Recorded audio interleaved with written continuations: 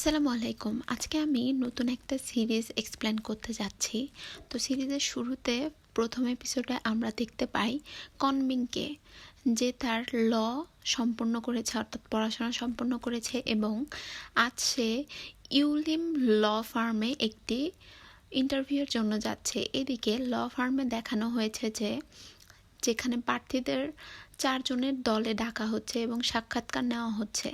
হোমিনের পালা এসে গেছে, কিন্তু সে এখনো আসেনি। একজন মহিলা 2-3 বার তার নাম ধরে ডাকেন, কিন্তু কোনো সাড়া পাওয়া যায় না। তিনি সেজন্য অন্য 3 জনকে ভেতরে ঢোকার পর অফিসার দরজা বন্ধ করে দেন। দরজা বন্ধ হওয়ার সাথে সাথে হোমিনও আসে এবং একজন কর্মচারীকে জিজ্ঞাসা করার পর তিনি জানতে পারেন যে তার নাম মাত্র 2 মিনিট আগে ডাকা হয়েছে। হোমিন কিছু না ভেবে অফিসের দরজা খুলে ভেতরে চলে যান। 2 মিনিট বিলম্বের জন্য, অর্থাৎ 2 মিনিট লেট করার জন্য সে সরি বলে এবং চুপচাপ গিয়ে তার সিটে বসে। ইউলিম লোফাই 5 থেকে 7টি ভিন্ন বিভাগের প্রধান ছিলেন, যাদের প্রধানরা এখানে সাক্ষাৎকারের জন্য অর্থাৎ ইন্টারভিউর জন্য বসেছিলেন এবং এমনই একজন ছিলেন মামলা বিভাগের প্রধান ইউন। সোখুন হোমিংয়ের শার্টের দাগ দেখতে পান, যা তিনি হোয়াইট থেকে লুকিয়ে রেখেছেন এবং তার জুতাগুলি ছেঁড়া ফাটা এবং পুরনো ছিল। ইউন তাকে বলে যে আমরা সবচেয়ে কম সময়ের জন্য চার্জ নেই এবং যদি 5 মিনিটেরও বেশি সময় লাগে তাহলে আমরা ক্লায়েন্টের কাছে থেকেও চার্জ নিই। তাই এখানে এমন কারোর জন্য কোনো জায়গা নেই যে সময়কে মূল্য দেয় না, তুমি যেতে পারো। তারপর চেওল, যে সবার থেকে সিনিয়র ছিল, তাকে দেরি হওয়ার কারণ জিজ্ঞাসা করে এবং সে বলে সে মেট্রোতে বই পড়তেছিল এবং এমনই মগ্ন ছিল যে স্টেশনে নামার পরিবর্তে সে সামনের স্টেশনে নামে। তার উত্তর শুনে সবাই হেসে ওঠে এবং চেওল বলে যে তোমার দেরি হওয়ার কারণটি যুক্তিসঙ্গত নয়, তাই তিনি তোমাকে সাহায্য করতে পারতেছেন না। এই কথা শুনে হোমিনের খারাপ লাগে, কিন্তু যাওয়ার আগে সে তাকে বলে যে সে কিছুক্ষণ বাইরে অপেক্ষা করবে, যদি তাদের মতামত পরিবর্তন হয় তাহলে দয়া করে যেন তাকে আবার ডাকে। হোমিন বাইরে বসে অপেক্ষা করতে থাকে। এক এক করে সবগুলো ক্যান্ডিডেট সাক্ষাৎকার হয়ে যায়। তারপর শেষ 3 জন প্রার্থী বাকি ছিল। তো চতুর্থ জন হোমিন নিচেই ছিল। অফিসে হং ডোয়েন তাকে বলে যে স্যার, আপনি যে মেয়েটিকে পাঠিয়েছেন সে কোনো সাধারণ প্রার্থী ছিল না, সে এই বছরের ন্যাশনাল ল স্কুলের মক ডিলের বিজয়ী ছিল। প্রতিযোগিতার বিজয়ী হলেন চেওল। এই শুনে চেওলও অবাক হয়ে যায়। সে তাকে চিনতে পারেনি, কারণ এই লোকেরাও তার প্রতিযোগিতা দেখতে গিয়েছিল এবং চেওলও তাকে দেখে খুবই ইমপ্রেস হয়েছিল। কিন্তু সে আর দুঃখিত যে সমস্ত ভালো প্রার্থী তাদের হাত থেকে সরে গিয়ে তাদের প্রতিদ্বন্দ্বী লফলি অ্যান্ড কোং এর কাছে চলে যায়। এখন ইউনসু মনে করেন যে তাদের হোমিনকে সাক্ষাৎকার না নিয়ে পাঠানো উচিত নয়। চেওল বসেন, ঠিক আছে, যদি সবাই এটা চায় তাহলে তাকে ফোন করা যাক। কিন্তু তাকে ফোন করার আগে তারা ইউনকে জিজ্ঞাসা করে যে তাকে পাঠিয়েছে। ইউন বলেন আপনার যা ইচ্ছা তাই করুন, কিন্তু আমার সিদ্ধান্ত পরিবর্তন হবে না। এই কথা শুনে সবাই হাসতে শুরু করে যে তার নীতির প্রতি এত কঠোর, এবং হোমিনকেও ইন্টারভিউয়ের জন্য ডাকা হয়। দোয়েন প্রথম প্রশ্ন করেন, ধরুন একজন লোক জেব্রা ক্রসিং পার হওয়ার সময় দুর্ঘটনার শিকার হন এবং দুর্ঘটনাটি এতটাই ভয়াবহ হয় যে তার একটি হাত ভেঙে রাস্তায় অনেক দূরে পড়ে যায়। এদিকে সেখানে উপস্থিত একটি মেয়ে তার হাত চুরি করে নিয়ে পালিয়ে যায় এবং ধরা পড়ে যায়। লোকটি তার হাত ফিরে পেতে ক্ষতিপূরণের দাবি দায়ের করে। তাহলে আদালত কি সিদ্ধান্ত নেবে তোমার মনে হয়? হোমিন ছাড়া বাকি 3 জন ক্যান্ডিডেট বিশ্বাস করেন যে হাতটি ছিল সেই রোগীর একটি অংশ যা নির্ভরশীলরা অবৈধভাবে দখল করে নিয়েছিল, তাই ভুক্তভোগীর মালিকানার অধিকার আছে এবং সে মামলায় জয়ী হবে। চাওল জিজ্ঞাসা করেন আপনার কি মনে হয় এই যুক্তি আইনগত ঠিক? 3 জন প্রার্থী হ্যাঁ উত্তর দেন, কিন্তু তারপর হোমিন বলেন যে লোকটির ক্ষতিপূরণের দাবি প্রত্যাখ্যান করা যেতে পারে, কারণ আমরা জানি না যে লোকটির হাতের মালিকানা আছে কিনা। এই কথা শুনে অন্য একজন ক্যান্ডিডেট বলেন যে আমাদের শরীরের অঙ্গগুলির ওপর যদি আমাদের মালিকানার অধিকার না থাকে তাহলে আর কে জিতবে? এটা সাধারণ জ্ঞানের ব্যাপার। হোমিন তখন বলেন সাধারণ জ্ঞান এবং আইনের মধ্যে অনেক পার্থক্য আছে, দুটোই খুব আলাদা জিনিস। বিষয় হলো যদি আইন আমাদের শরীরের অঙ্গ প্রত্যঙ্গের উপর মালিকানার অধিকার দেয় তাহলে আমাদের শরীরের অঙ্গ প্রত্যঙ্গ অপসারণ করে বিক্রি করার বা আত্মহত্যা করার সম্পূর্ণ স্বাধীনতা থাকা উচিত, কিন্তু বাস্তবে এটি অবৈধ। অর্থাৎ আইন আমাদের সম্পত্তির ওপর যেমন আমাদের দেহের অঙ্গ প্রত্যঙ্গের ওপর মালিকানার অধিকার দেয় না, তাই যদি সেই লোকটিকে ক্ষতিপূরণ পেতে হয় তাহলে অন্য কোনো আইনি উপায় খুঁজে বের করতে হবে। তার যুক্তি শুনে চিওল খুব খুশি হন এবং জং পরবর্তী প্রশ্ন জিজ্ঞাসা করেন যে ধরুন মিস্টার কিম একটি ট্রেনে চলাচল করতেছেন, সেখানে ট্রেনটা তিনি চালাচ্ছেন, 100 জন যাত্রী উপস্থিত ছিল সেই ট্রেনে, কিন্তু যদি এভাবে সোজা চালাতে থাকেন তাহলে এটি ট্রাকের উপর একটি পাথরে আঘাত করে এবং একটি অ্যাক্সিডেন্ট করবে এবং সমস্ত যাত্রী মারা যাবে, এবং তিনি যদি ট্র্যাক পরিবর্তন করে তাহলে অন্য ট্র্যাকে দাঁড়িয়ে থাকা একজন শ্রমিক মারা যাবে। তাহলে আপনার কি মনে হয় যদি মিস্টার কিম যাত্রীদের জীবন বাঁচাতে তার ট্রেনের দিকটা পরিবর্তন করে তাহলে সেই শ্রমিকের মৃত্যুর জন্য কি তাকে খুনের অভিযোগে অভিযুক্ত করা যেতে পারে? গতবারের মতো এবারও অন্য 3 জন প্রার্থী উভয় একই যে মিস্টার কিমকে খুনের অভিযোগে অভিযুক্ত করা হবে না, কারণ তিনি 100 জন যাত্রীর জীবন বাঁচাতে এই সিদ্ধান্ত নিয়েছেন। এরপর হোমিন কথা বলেন, তার মতে এটি একটি হত্যা, কারণ এটি একটি পূর্ব পরিকল্পিত অপরাধের সমস্ত মানদণ্ড পূরণ করে। মিস্টার কিম আগে থেকেই জানতে পারেন যে সে যদি দিক পরিবর্তন করে তাহলে শ্রমিকের জীবন বাঁচানো যাবে না। চিওল বলেন, তাহলে আপনি বলতে চাইছেন যে 100 জনের জন্য যাত্রী বাঁচানোর পরেও তাকে হত্যার জন্য শাস্তি দেওয়া উচিত? হোমিন বলেন, আমি বলিনি যে শাস্তি দেওয়া উচিত, প্রশ্ন ছিল এই দুর্ঘটনাটি হত্যা হিসেবে বিবেচনা করা হবে কিনা, এবং আমার উত্তর ছিল হ্যাঁ এটি একটি হত্যা, তবে যদি সঠিক যুক্তি উপস্থাপন করা হয় তাহলে তিনি শাস্তি থেকে রক্ষা পাবেন। হয়তো কখনো কখনো এমন ধারা আরোপ করা হয় যে এটি একটি সদিচ্ছাকৃত কাজও অপরাধে পরিণত হয়, তাই কখনো কখনো যদি কিছু নৈতিকভাবে ভুল হয় কিন্তু আইনের দৃষ্টিতে ভুল না হয় তাহলে তা অপরাধ হিসেবে বিবেচিত হবে না, কারণ আইন সবসময় নিখুঁত হয় না। আমাদের নীতি এবং আইন সবসময় একই পথে চলতে পারে না, এবং এটি আমাদের আইনজীবীদের অর্থাৎ আমাদের লয়ারদের জন্য সবচেয়ে বড় চ্যালেঞ্জ। সাক্ষাৎকার শেষ হয়ে সাথে সাথে হোমিন তার বাড়িতে যায়। তার বন্ধুরা জিজ্ঞাসা করে ইন্টারভিউ কেমন হয়েছে। সে তার অসন্তুষ্টি প্রকাশ করে এবং বলে যে 1 ঘন্টা আগে বাড়ি থেকে বের হওয়ার পরেও সে দেরি করে এসেছিল, কারণ মেট্রোতে তার পাশে বসে থাকা যাত্রীটি তার বইটা ফেলে গিয়েছিল, যেটা আমি পড়তে পড়তে তার সামনের অনেক আগে স্টেশনে আমি নামি। তার বন্ধু বলে, যথারীতি তুমি আবার ভুল করেছো, তুমি বিশ্বের প্রথম আইনজীবী যে লি অ্যান্ড কুং ল ফার্মের ক্যাম্পাসে নির্বাচিত হওয়ার পরেও ইন্টার্নশিপ পেতে পারোনি। হোমিন তার ভাগ্যকে দোষারোপ করে এবং তার ফোনে গেম খেলতে শুরু করে। তারপর সে একটি বার্তা পায়, অর্থাৎ টেক্সট পায় যে উলিন ল ফার্মের অ্যান্টি লেভেল অ্যাটর্নির জন্য ইন্টারভিউয়ের উত্তীর্ণ হয়েছে। এই টেক্সটটা দেখে সে শোকে ভূতের মতো দাঁড়িয়ে থাকে। তার বন্ধু বলে মনে হচ্ছে সে তার মানসিক ভারসাম্য হারিয়ে পাগল হয়ে গিয়েছে। তারপর হোমিন তাকে বলে যে সে ইন্টারভিউয়ে সিলেক্ট হয়েছে। এটা শুনে বন্ধুরা সবাই অনেক এক্সাইটেড হয়ে যায়। পরের দিন সিলেক্ট হওয়া সবগুলো ক্যান্ডিডেট যোগদানের জন্য উলিন ল ফার্মে আসে। ওমিন যোগদানের জন্য পৌঁছায় তার পাশে বসা ছেলে হেয়ান, যে তার নিম্ন বিদ্যালয়ের সহপাঠী ছিলেন, তাকে চিনতে পারে। ছেলেটি তাকে এখানে দেখে অবাক হয়ে যায় এবং তাকে জিজ্ঞাসা করে, তুমি এখানে কিভাবে এলে? তুমি লি অ্যান্ড কোংয়ে নির্বাচিত হয়েছো তাই না? হোমিন হ্যাঁ বলে, কিন্তু এখন আমি এখানে। হেয়ান বুঝতে পারে যে সে আবার একটা বড় ভুল করেছে। এখন স্টেজে সবাই নতুন ইন্টার্নদের নিজেদের পরিচয় করিয়ে দেওয়ার জন্য ডাকা হয়।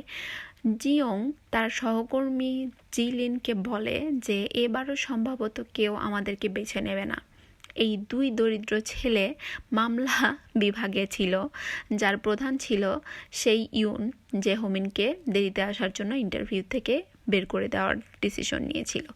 লিজিন খুব বিরক্ত ছিল এবং প্রার্থনা করছিল যে অন্তত এবার ইউন ভালো কিছু বলবে, এবং জং জিজ্ঞাসা করে যদি তাদের মধ্যে কাউকে তোমাদের দলে নিতে হয় তাহলে তুমি কাকে নেবে। চিন্তা না করে লিজিন হোমিনের দিকে ইঙ্গিত করে এবং সে তাকে বেছে নেয়। কিন্তু লিজেনে একমাত্র ছিল না যে হোমিনকে তার দলে চায়।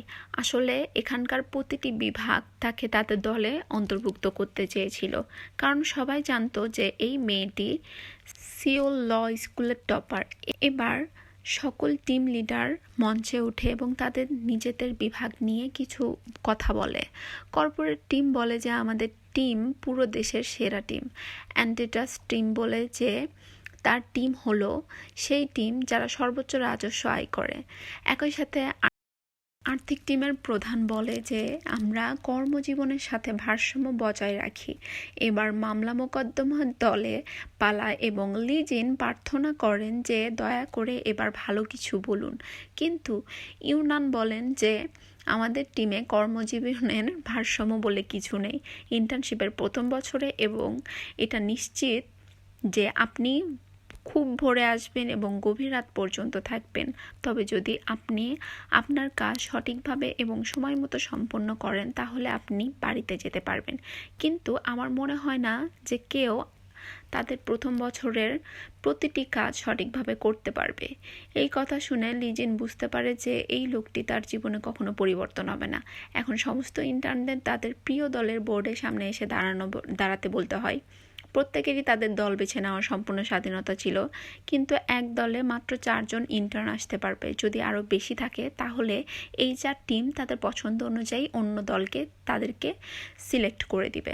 সকল ইন্টার্ন তাদের পছন্দ অনুযায়ী দাঁড়াবে। সবাই মামলা মোকদ্দমা দলে এতটাই ভয় পেয়েছিল যে কেউ সেখানে যায় না।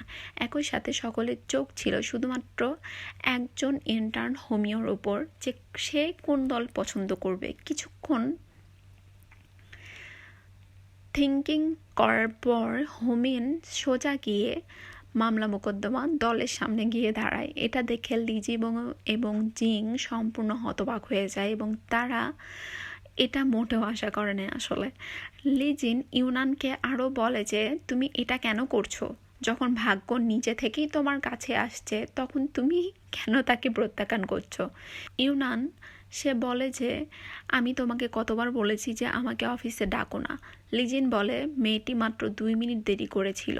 আমি একমত যে তুমি খুব সময়নিষ্ঠ, কিন্তু তুমি ভুল করছো। ইউনান বলেছে ব্যাপারটা এমন নয়। আমি শুনেছি হোমেন লি অ্যান্ড কোংয়ে নির্বাচিত হয়েছিল, কিন্তু সে এখনও সেখানে পৌঁছায়নি এবং তার প্রস্তাব বাতিল করা হয়েছে। আর যখন সে সাক্ষাৎকারে এসেছিল তখন তার ফোনের স্ক্রিন ভেঙেছিল, তার শার্টের দাগ ছিল এবং তার জুতা ছিঁড়ে গিয়েছিল। লিজিন বলেন যে আসুন মেনে নেই যে জীবনযাত্রা কিছুটা খারাপ তার, কিন্তু এর মানে এই নয় যে সে কাজ করতে সক্ষম নয়। লিজিন অনেক চেষ্টা করে, কিন্তু ইউনান হোমিনকে তার দলে নিতে রাজি হয় না। কিছুক্ষণ পর সে হোমিনকে ইউনানের অফিসে নিয়ে আসে এবং হোমিন গিয়ে পুতুলের মতো চুপচাপ দাঁড়িয়ে থাকে। লিজিন বলে যে তুমি আমাকে যা বলেছিল তাকে বলো, এবং হোমিন বলে যে সে মজা করার জন্য আইনজীবী হিসেবে কাজ করতে চায়। এই কথা শুনে লিজিনের মুখ ফ্যাকাশে হয়ে যায়। সে নিচু স্বরে বলে এটা না, তুমি আমাকে আগে যা বলেছিল তা বলো। আর হোমিন বলে যে শুধু মামলা মোকদ্দমা দলে কাজ করতে চায়। লিজিন জিজ্ঞাসা করে কিন্তু তুমি কেন এই দলে কাজ করতে চাও? আর হোমিন তাকে বলে যে সে এইসব মানুষের কণ্ঠস্বর হতে চায় যারা কোনোভাবে হয়রানির শিকার হয়েছে এবং ন্যায় বিচারের জন্য আদালতের দরজায় কড়া নাড়ে, কারণ সে এই কাজটি উপভোগ করে। ইয়ান তার কথাগুলো পুরোপুরি শুনে কিন্তু কোনো প্রতিক্রিয়া দেখায় না। হোমিন জিজ্ঞাসা করে চুক্তি কি সফল হয়েছে নাকি? লিজিন বলে মনে হচ্ছে তাই। সে বেশি কথা বলে না আর সে বাজে কথাও বলে না। হোমিন বলে যে সে খুব পরিষ্কার, পুরুষদের কি এরকম গন্ধ হয়? আর সে লিজিনের গন্ধ শুনতে থাকে তা নিশ্চিত করতে। লিজিন বলে হ্যাঁ সে পরিষ্কার, কিন্তু তুমি একটা জিনিস জানো না। হোমিন বলে আমি জানি না কোন জিনিস। তাই লিজিন বলতে শুরু করে সে যখন প্রথম বর্ষে ইউলিনে ইন্টার্ন হিসেবে এসেছিল তখন সে তার সমস্ত কাজ সময় মতো শেষ করে চলে যেত। সে এতটাই পাংচুয়াল ছিল যে তার সিনিয়রও তার উপর বিরক্ত হতে শুরু হয়। তারপর একদিন সে ইউনিয়নকে অনেকগুলো ফাইল নিয়ে আসে, কিন্তু সেদিনও সে এই লোকটির কাজ করে 6টায় চলে যায়। যখন সিনিয়র কাজ সম্পর্কে জিজ্ঞাসা করে তখন সে হ্যাঁ উত্তর দিয়ে বলে তাকে ইমেল চেক করতে। সাথে সাথে সিনিয়রটা ইমেল চেক করে এবং এতে একটিও অপ্রয়োজনীয় জিনিস বা ভুল ছিল না। সমস্ত গুরুত্বপূর্ণ জিনিস লেখা ছিল। যদি অন্য কেউ হতো তাহলে ফাইলগুলি পড়তে 2 দিন সময় লাগতো তার, কিন্তু সে একদিনে শেষ করে ফেলে। এমনকি হোমিনও এই কথা শুনে অবাক হয়ে যায়। পরের দিন HR টিম কর্তৃক প্রেরিত 3 জন নতুন প্রার্থী মামলা মোকদ্দমা দলে যোগ দেন এবং হোমিনের সহপাঠী হুয়ানও তাদের মধ্যে ছিল। লেজিন সবাইকে তাদের প্রথম অ্যাসাইনমেন্ট দেয়, যেখানে হোমিনকে একটি সভায় যোগ দিতে হয়েছিল। হায়ান এবং জয়ীকে একটি প্রত্যন্ত গ্রামে যেতে হয়েছিল যেখানে রাস্তা ভাঙ্গা ছিল এবং অনেকগুলো পথ হেঁটে যাওয়ার পর সেই জায়গায় পৌঁছাবে। হায়ান হোমিনকে বলে যে তুমি তো কঠিন কাজ করতে ভালোবাসো তাই না, তাহলে আমরা কি অ্যাসাইনমেন্ট এক্সচেঞ্জ করতে পারি? কিন্তু হোমিন তা রিজেক্ট করে দিয়ে চলে যায়। এখন সন্ধ্যার মধ্যে সবাই তাদের অ্যাসাইনমেন্ট সম্পূর্ণ করে এবং ইউন একে একে সব কিছু পরীক্ষা করে। ছোটোখাটো ভুল খুঁজে খুঁজে সবারকেই সে নিগলেক্ট করতে থাকে। হোমিন ভয় পায় যে সে তার অ্যাসাইনমেন্টেও কিছু না কিছু ভুল বের করতে পারে।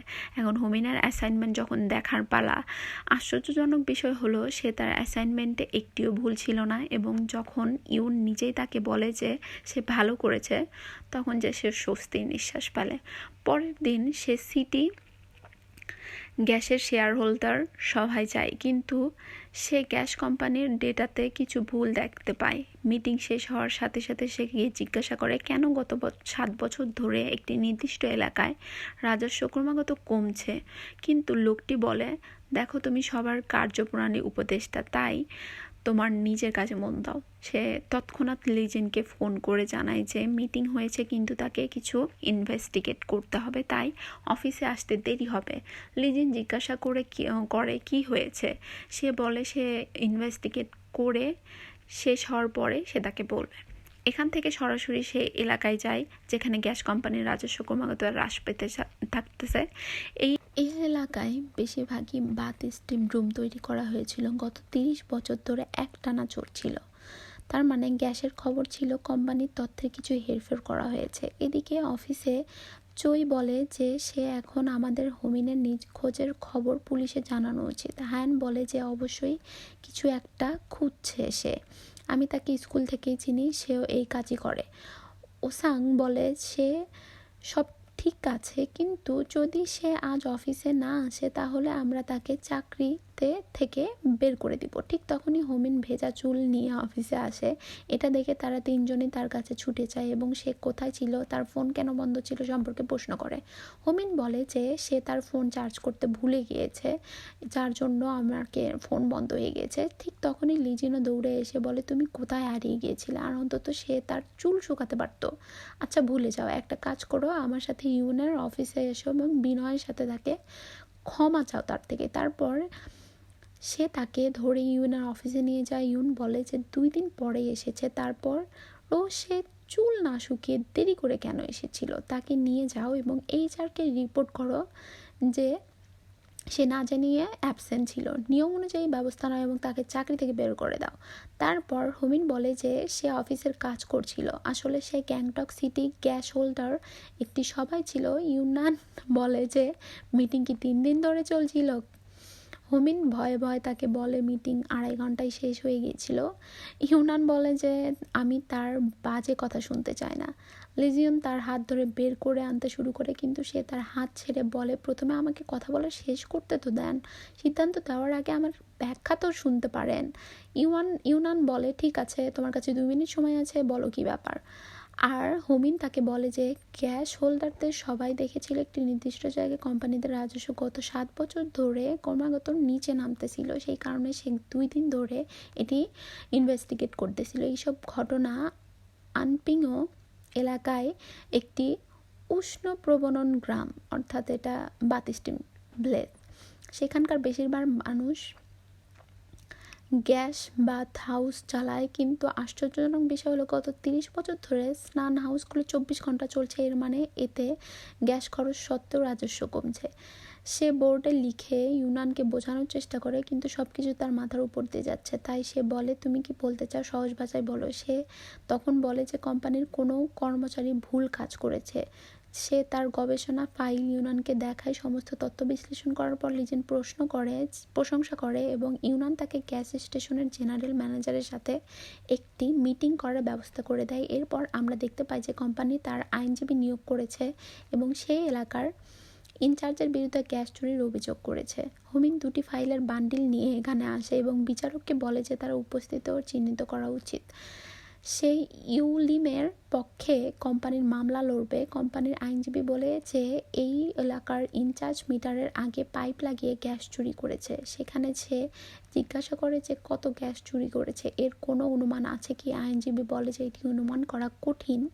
কিন্তু এরপর হোমিন সেই আইনজীবীর দিকে তাকায় এবং তাকে ইশারাতে বলে যে আমরা অনুমান করতে পারি।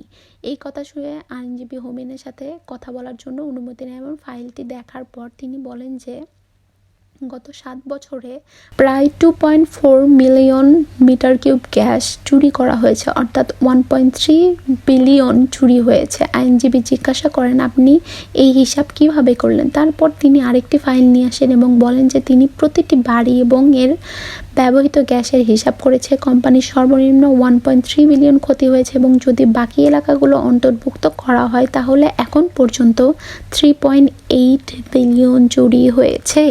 আইনজীবী সেসবগুলি ফাইলগুলো সাবধানে দেখেন এবং বিচারকের সামনে প্রমাণ হিসেবে উপস্থাপন করেন এবং অপরাধীর কঠোরতম শাস্তির দাবি করেন এবং এইভাবে তিনি এই মামলায় জিতে যান। মামলা জয়ের পরপরই অনেক কোম্পানি তার সাহায্য চাইতে এগিয়ে আসে। ইউনানও তাকে দেখে গর্বিত বোধ করে। এরপর হোমিন তার প্রেমিক হ্যানের সাথে ডিনার করতে গিয়েছেন, যিনি আসলে তার প্রতিদ্বন্দ্বী কোম্পানি লিয়ান কোং এর একজন লয়ার। যখন তারা হোটেল থেকে বের হচ্ছেন তখন হ্যানের সিনিয়র তাদের সাথে দেখা করে এবং সে হোমিনকে তাদের সাথে পরিচয় করিয়ে দেয় এবং তাদের বলে যে সে তার ফিয়ন্সে।